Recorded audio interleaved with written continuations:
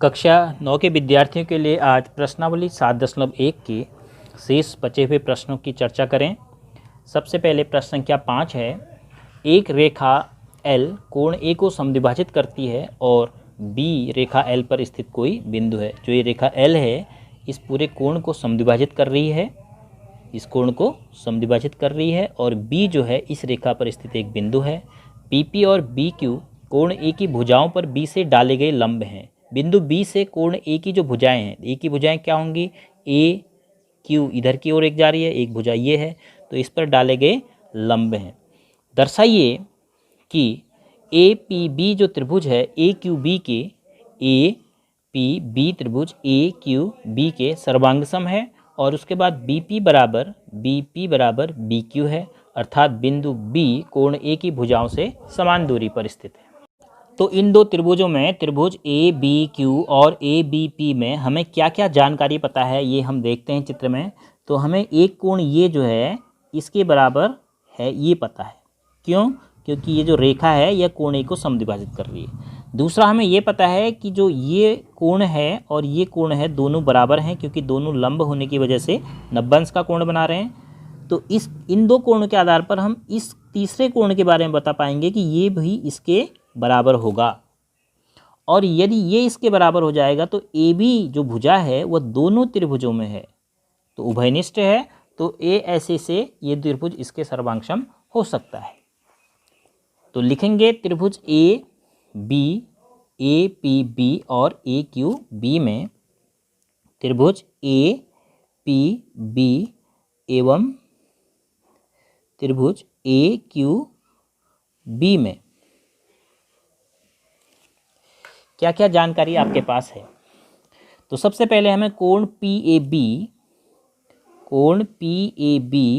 बराबर कोण QAB पता है।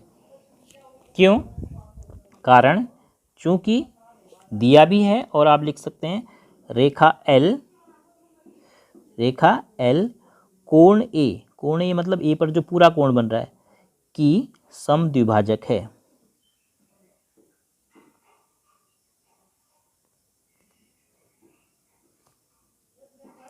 ये कारण आपने दे दिया। उसके बाद कोण APB जो है, कोण APB बराबर कोण AQB है। AQB ऐसा दिया है क्योंकि प्रत्येक कितने अंश का है? 90 अंश का है। हमें कहा है कि ये दोनों लंब हैं।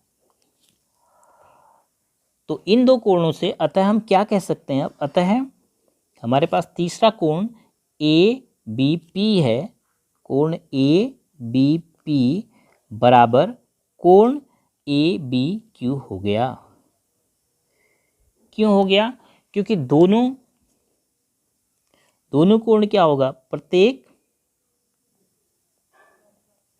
90 अंश ऋण x होगा यदि कोण A जो है A बराबर 2x है।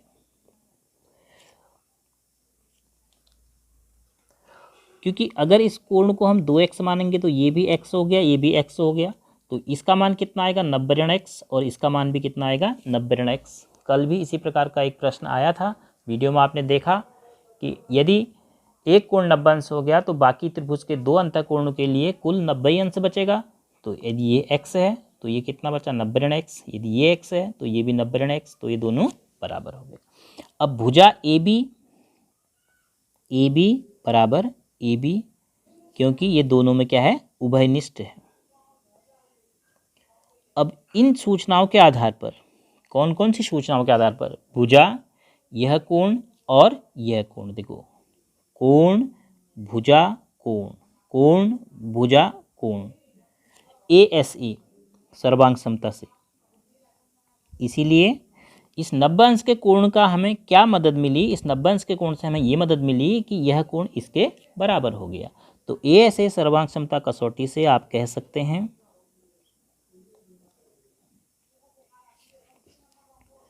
कसौटी से, या आप कसौटी नहीं भी लिखना चाहें तो ASA सर्वांग समता से भी लिख सकते हैं। त्रिभुज ए पी बी जो आपको सिद्ध करना है, पहला बाएं पक्ष में वही लिख लीजिए।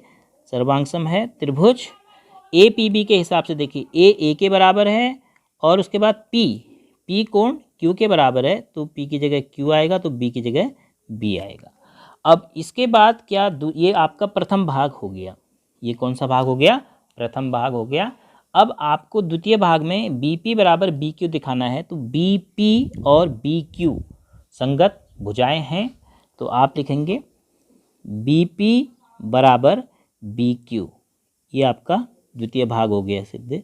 और ये किस आधार पर कहा आपने? क्योंकि corresponding parts of congruent triangles are equal, C P C T से आपने कहा। तो पहला भी दर्शा दिया आपने, दूसरा भी। तो अर्थात बिंदु बी कोण ए की भुजाओं से समदूरस्थ है। बिंदु बी जो है ए की भुजा इससे और इससे समान दूरी पर है। किसी भी बिंदु की किसी रेखा से जो दूरी होती है वह लंबवत दूरी कही जाती है। तो पी की इस भुजा से लंबवत दूरी बी पी है, इस भुजा से लंबवत दूरी पी क्यू है, और हम दोनों को बराबर सिद्ध कर चुके हैं। तो हमने इसके दोनों भाग दर्शा दिए।